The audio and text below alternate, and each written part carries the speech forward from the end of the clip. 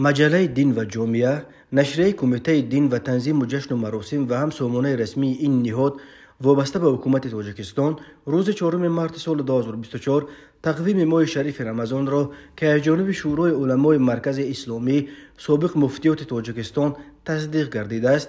بر اساس این تقویم ماه شریف رمضان امسال در تاجیکستان رسما 11 مارس شروع شده تا 9 اپریل یعنی 30 روز دوام می‌کند. این به معنی است که نخستین نماز تراویح را مسلمانان در مسجدهای تاجیکستان علاکه شام 2 مارس خواهند خواند.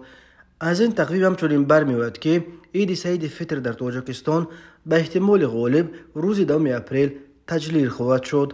در تقویم تاکید شده است که آن را ریاست شورای علما بر اساس خلاصه پژوهشگاه استرافیزیکای اکادمی ملی علم‌های تاجیکستان تصدیق کرده است.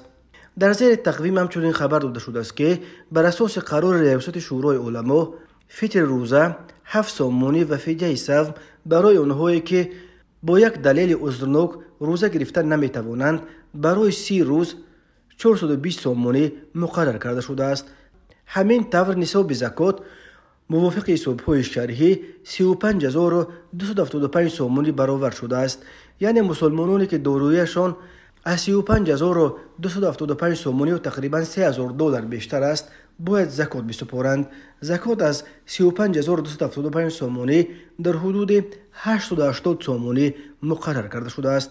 در عموم به حساب حاضر است زکات مال تقریبا 2.5% از جمع دارایی‌های نفر واجب الزکات را تشکیل می‌دهد. مسلمانان باید هر سال یک مرتبه برای تازه کردن مال خود از دارایی‌هایشان زکات بسپارند. زکات اساساً به مردم نادار و احتیاجمند سپرده می‌شود.